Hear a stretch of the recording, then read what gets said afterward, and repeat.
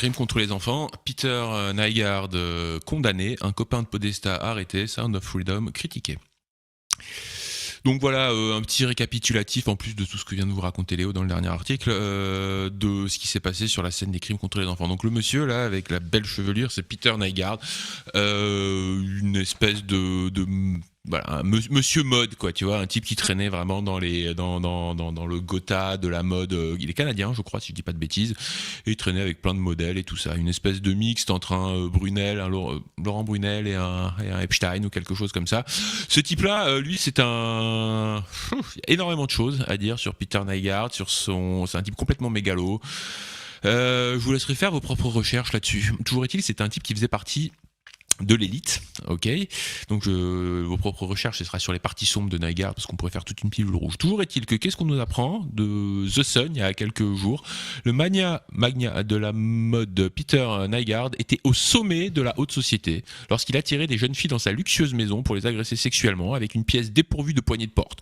Donc déjà, ce que je veux dire, c'est pas juste un type qui avait des pulsions, c'est aussi quelqu'un qui savait bien préméditer la mise en application de ses pulsions, quoi. La vie secrète de cet homme de 82 ans a été révélée après qu'il a été condamné cette semaine pour avoir agressé sexuellement 4 femmes âgées de 16 à 28 ans entre les années 80 et le milieu des années 2000. Donc il a été condamné pour 4 agressions comme ça, mais il y en a beaucoup. Ami connu du prince Andrew, tiens, lui aussi, c'est étrange, ancien directeur de la mode en disgrâce, a organisé des fêtes somptueuses dans son manoir des Bahamas, auxquels ont insisté des célébrités et des hommes politiques tels que Oprah Winfrey, le président George Bush père, Robert De Niro et Sean Connery. Bon, moi j'aimais bien Sean Connery, ils l'ont mis dans l'article, donc j'ai été obligé de vous le rajouter ici, mais voilà, donc on a quand même encore des gens comme Oprah, on en a déjà beaucoup parlé aussi, hein, qui baignent un petit peu dans ces milieux-là. Donc bah, ce monsieur-là, voilà, a été condamné pour ces faits-là. Voilà, donc ça c'était juste la petite nouvelle. Pour tous ceux qui disent que les réseaux d'élite pédocriminels, c'est du délire de QAnon conspirationniste machin. Quand tu mets Laurent Brunel, Epstein, Peter Nygard à côté, je pense que ça commence à dessiner une espèce de schéma. En tout cas, voilà pour cette partie-là, je m'étends pas plus là-dessus. Autre chose, donc là c'est Andy Ngo qui nous rapporte ça. C'est quelqu'un qui travaille beaucoup notamment sur les sujets Antifa et compagnie. Donc qu'est-ce qu'il nous rapporte? Il nous rapporte que l'ancien rédacteur en chef du site d'information gauchiste The Recount, on va en parler un peu plus tard, a été inculpé de crimes sexuels sur des enfants dans le Massachusetts pour y avoir partagé des centaines de vidéos photos, y compris des contenus montrant des enfants en bas âge en train d'être violés. Voilà, le mec s'appelle Slade Summer. Bon, bah, en attendant que ça revienne. Et juste pour vous donner... Alors... Il y a beaucoup de fausses informations qui circulent sur cette affaire. Il y a beaucoup de gens qui disent il a été condamné pour avoir violé des gamins. Non, c'est pas vrai. Il n'a pas été condamné pour ça. Est-ce qu'il a violé des gamins ou pas? Bah écoute, ça n'est pas précisé. Toujours est-il que les fameuses images pédopornographiques qu'il aurait échangées, je pense que c'est un détail qui a son importance. Certaines des séquences vidéo, il est dans la séquence vidéo, en train de donner des directives. Il y a quand même une vraie différence, de mon point de vue, entre trouver un truc sur Internet et le partager à des copains, même si c'est des trucs de dégénérés comme ça, et le produire soi-même. Donc lui, il était dans la deuxième catégorie, qui est de loin la plus grave, où il participait à la production de ces choses-là. Donc Slade Summer, jusqu'à récemment rédacteur en chef du site d'information gauchiste The Recount, gros site d'information, a été inculpé, blablabla. Il aurait possédé, bon, je vous laisse lire parce qu'il y a ces détails assez sordides, mais par contre, c'est intéressant, il a été co-directeur du camp pour enfants Camp Power et a fait l'objet d'un article de BuzzFeed sur ses interactions avec les enfants. Un article qui est extrêmement tu sais, dans la tendance un petit peu woke ou à parler de sexualité à des enfants, c'est vachement bien parce que du coup ça le rouvre à l'existence de tout ça. À la fin, il est obligé de leur faire son coming out. Et c'est, voilà, j'avais lu un petit bout de l'article, quoi. C'est marqué comme, tu vois, il rend service aux enfants en fait. Ça, bon bah voilà, un petit peu le genre de bonhomme dont on fait l'apologie lorsqu'ils étalent leur vie sexuelle devant des enfants. Donc voilà, on note aussi qu'il est directeur d'un camp pour enfants. Je veux dire, il y a un certain nombre de choses qui reviennent. Pourquoi à Walt Disney? Pourquoi dans les camps pour enfants? Pourquoi ce sont beaucoup des gens comme ça qui se font inculper? Comment ça marche? La question est posée. Donc Slade Summer. On parle de lui un petit peu. Si on descend un petit peu, The Recount se décrit comme tel. Vous avez un lien vers leur site. Il réinvente le journalisme vidéo sur les plateformes qui remodèlent l'actualité, le streaming et le média sociaux. Nous tranchons dans le vif, rejetons les récits éculés et dénonçons les gros mensonges. Nous ne vous faisons jamais perdre votre temps et n'insultons jamais votre intelligence. Nous favorisons le dialogue au lieu de le diviser sans réfléchir. Bon, voilà. comment ils se décrivent, The Recount. The Recount a été fondé par John Heilemann, dont vous pouvez voir qu'il est contributeur à MSNBC, Morning Joe et NBC. Donc c'est-à-dire ce petit monde. Le type, il n'était pas pigiste, hein. On est d'accord qu'il était rédacteur en chef quand même, hein, le mec dont on parle. Hein, je sais plus comment c'est son prénom.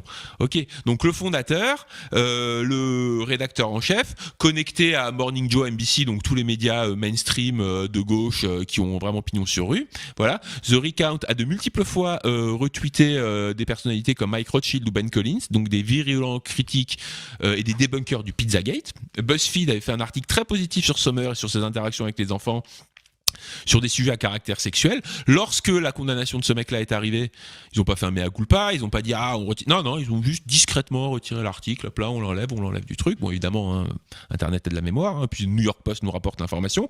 Et John Podesta lui-même, en 2017, a salué publiquement Summer Slade sur son travail journalistique. Donc là, ils étaient en train de tracher Trump. Donc en fait, le tweet original a disparu. Vous avez la Wayback Machine qui vous le dit. Ça n'a pas directement un lien avec le sujet, mais en tout cas, John Podesta, vous savez, directeur de campagne d'Hillary Clinton, impliqué dans le Pizzagate, entre autres. Oui, ben voilà, dans le Pizzagate. Hein. Le Pizzagate, c'est John Podesta. Vous allez sur le site des décodeurs.fr, on a plusieurs fois parlé de ce sujet. Voilà, John Podesta, connecté à Slate Summer. Alors on pourrait se dire, bon, d'accord, ok, peut-être qu'ils sont connus. Voilà, on a un journaliste qui était un pédocriminel, qui faisait des échanges de machins comme ça. C'est peut-être un hasard, faut peut-être pas tous les mettre dans le même panier. Et ben, ça commence à faire beaucoup, parce qu'il y a quelques semaines, il y a quoi, 3 semaines peut-être, vous parlez de James Gordon Meek, qui était un ancien journaliste d'ABC News, qui a été condamné à 15 ans de prison pour le même genre d'affaires.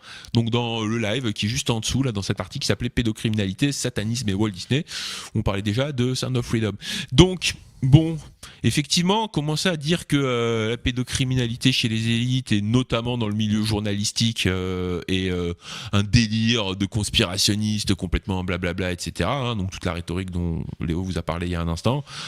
Voilà, je pense que ça commence à devenir de plus en plus difficile d'avoir cette position-là. Comme je dis, à partir de là, la position que je tiens, c'est croire que ces choses-là n'existent pas, c'est vouloir être naïf, faible, peureux, avoir tellement peur que sa réalité soit perturbée au point où tu préfères nier la réalité et permettre à ces crimes de se perpétrer plutôt que toi de changer ta perception.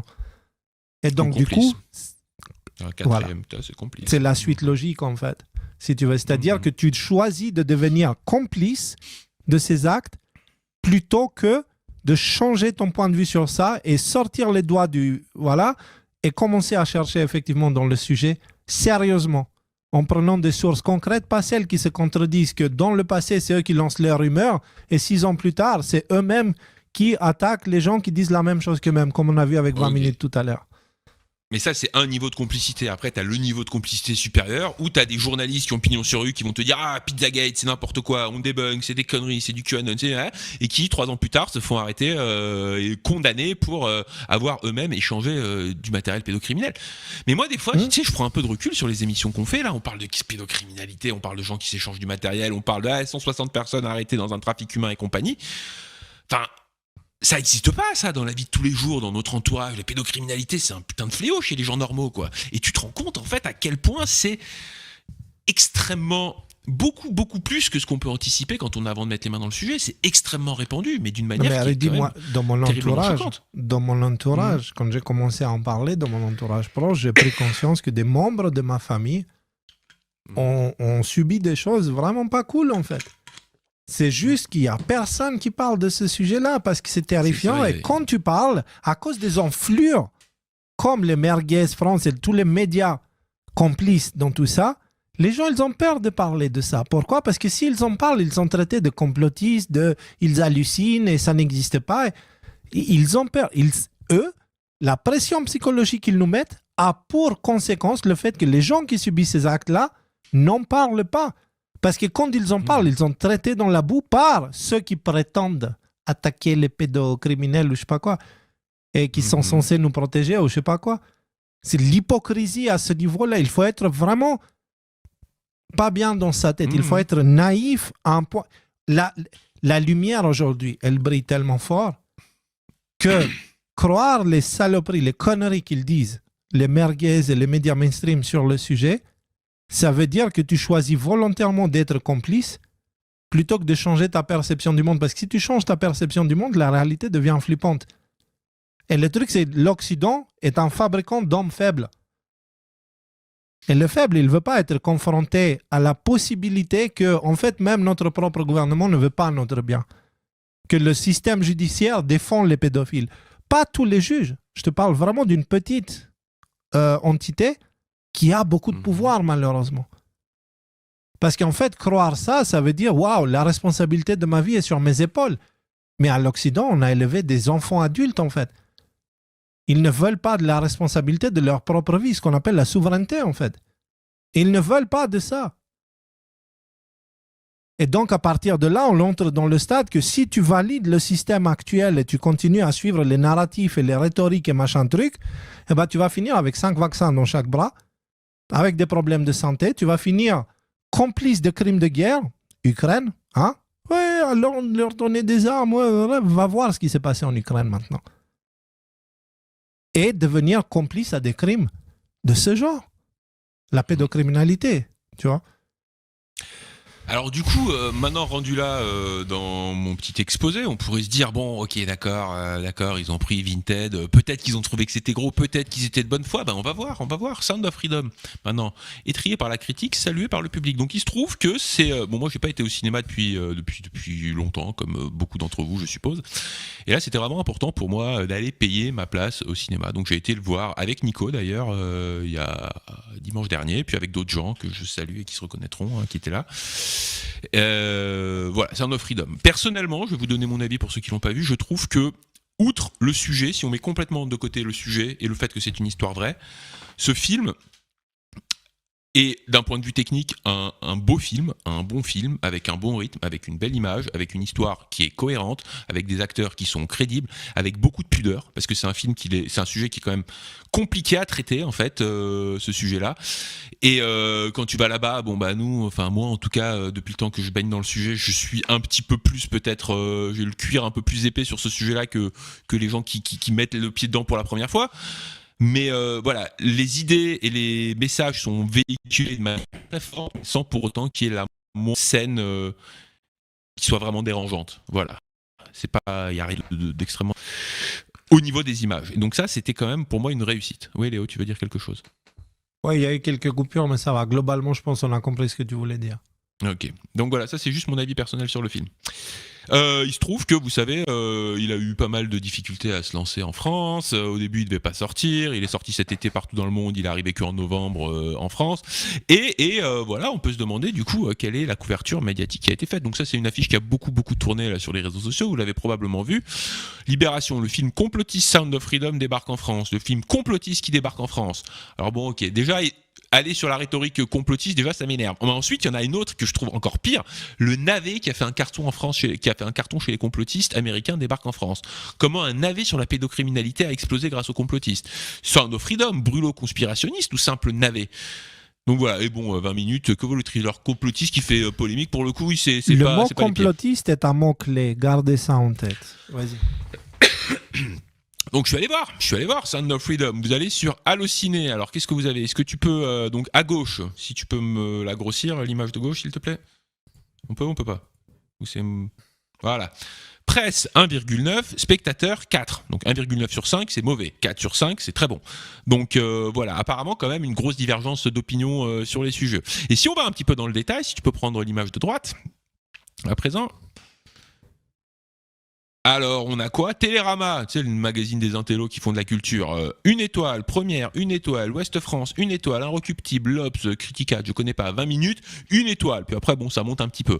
Mais bon, une étoile, c'est sévère quand même, hein, c'est sévère. Alors, je me suis dit, bon, peut-être que c'est moi qui comprends rien au cinéma, peut-être qu'ils ont des goûts qui sont bien. Alors, des films que j'ai trouvé un petit peu problématiques, comme le film Cuties, Mignonne, vous savez, où on a des gamines de 11 ans qui sont hyper sexualisées. Bon, bah là, la presse leur a mis 3,6 sur 5. Voilà. Les Inrecuptibles, quel torchon ce magazine, bon bref. Ils leur mettent combien? Si tu veux bien revenir un petit peu. Les Inrock, 2 étoiles. Critique à 2. Donc y a personne lui met une étoile. Et puis Télérama, le même magazine des intellos qui font de la culture, 4 étoiles sur 5. Alors voilà, des gamines de 11 ans qui remuent leur cul. 5. Eux, je les connais pas, donc mais bon, en tout cas, vous avez vu combien il y a de 4 étoiles un petit peu sur ce sujet-là ? C'est quand même intéressant. Alors je me suis dit bon, peut-être c'est moi, vous savez, c'est vrai que alors que le public c'est 2,7 et à savoir qu'il y a eu beaucoup d'enfants qui malheureusement ont vu le film et qui ont été votés. Allez voir, juste allez regarder par curiosité, vous allez voir, c'est à vomir. Rien que là, l'affiche. La sexuelle, c'est des gamines de 10 ans, 11 ans. Regardez les poses et tout ça. Voilà. Pédologue. Alors, pour la petite histoire, j'avais eu une discussion avant les décodeurs, tout ça, avec une de travail qui était pas mal dans les milieux un petit peu woke, enfin, très, très... genre, elle avait avalé toute la rhétorique woke et elle me disait « Mais non, mais ce film, il est génial parce qu'il dénonce. » Ok, bon bref, voilà, fin de la parenthèse. Alors après, je suis allé voir Astérix et Obélix, qui pour moi, je vous en ai déjà parlé, j'ai failli avoir un AVC. Tu sais ce qu'il dénonce, cette saloperie? Ça polarise encore plus sur la question de l'islam. Sujet qui est très d'actualité en fait. Tu vois? Ah, tu veux pas laisser ta fille de 10 ans conservatif, le gars qui est conservatif et qui veut pas que les choses changent, et celui qui est en gros un pédophile qui veut voir des gamines de 10 ans remuer leur fion devant des adultes en fait. En gros c'est ça c'est le progrès. Bon, allez. Donc le film on a compris l'idée, Astérix et tout ça. Et très mauvais. Barbie aussi, il leur a mis 3 sur 5. Non, Barbie, 4, moi je suis désolé. Personnellement, j'ai regardé le film. Je pense que ce film-là, il a plusieurs couches de compréhension et ça mériterait carrément un Y-Files où on l'analyse en profondeur. Mais je n'ai pas trouvé ce film-là particulièrement mauvais. Moi, je peux vous monter tout un narratif très sérieux sur l'analyse de la société actuelle à partir de ce film-là où nous sommes tous des Barbie et Ken, en fait. Et c'est ça le truc, c'est comprendre le film. Là, il te sort dans la gueule toute la pression qu'on reçoit pour être ce que nous ne sommes pas. Et les conséquences désastreuses que ça a au sein de l'individu. J'ai pas trouvé que c'est woke, j'ai trouvé que si tu prends le temps vraiment d'aller creuser en profondeur, ce film-là, il décrit un problème assez sérieux et bien réel en fait. La castration des hommes et la demande de masculisation, ou je sais pas comment on peut dire ça, des femmes, tu vois, et toute la pression qu'elles subissent. Est-ce que ça dénonce ou est-ce que ça revendique et ça défend Un film n'est pas fait. En fait, si tu veux, si on veut parler de l'art, il te montre qu'est-ce qu'elle voit. C'est un esprit artistique te montre ce qu'il est. Ce qu'il voit dans l'invisible. Je peux prendre exactement le même argument et l'appliquer au film Cuties dans ces cas-là. Tu pourrais. Mais le truc, c'est que le film, il pourrait utiliser des acteurs peut-être plus âgés pour montrer la même chose ou avoir la pudeur qui a eu le film Sound of Freedom. Tu vois? S'ils avaient fait ça d'une manière pudique, bien sûr, là, je te dirais, mais évidemment, ça dénonce quelque chose, l'hypersexualisation des enfants. Mais c'est pas ce qu'ils ont fait. Le sujet, ça parle même pas d'hypersexualisation, ça parle du contraire. De ceux qui veulent empêcher l'hypersexualisation des enfants. C'est pas du tout la même chose. Je pourrais pas te dire. Ce n'est pas un constat qui est fait, c'est de la propagande. Dans le film, là, c'est plutôt un constat. Ils te disent, voilà les mecs qui vous êtes censés être, qu'est-ce que ça provoque chez vous? Voilà les femmes qui vous êtes censés être, qu'est-ce que ça provoque chez vous? Donc, libre à chacun de choisir sa conclusion. Mais moi, je vois bien des personnes qui regardent ce film et qui se disent, tu sais quoi? Fuck, je vais vivre ma vie comme je l'entends. Je vais me libérer de tout ça, j'arrête de suivre les modes, etc. Et si quelqu'un arrête de suivre les modes, il arrête de suivre aussi les pensées moutonnières. Bah écoute, donc, peut-être non, que c'est pas je juge trop sévèrement ce film, il que faudrait que je me fasse une deuxième vision peut-être. Tu m'en demandes beaucoup là quand même. Toujours est-il que c'est... Voilà, on revient sur le centre du sujet qui est... encore un sujet, on n'est pas d'accord. Rudy, ça va pas là. Ma secte, elle est en train de s'effondrer là, tu vois. Ah non, mais tout va à vélo, hein, comme il disait l'autre. Toujours est-il que cet acharnement, en fait, contre film Sound of Freedom par beaucoup, par une grosse partie de la presse mainstream, je trouve, voilà, les autres choses qu'on a dit ce soir, peut-être peut s'éclairer sous un certain regard. Bon, ont-ils été forcés de changer de fusil d'épaule ?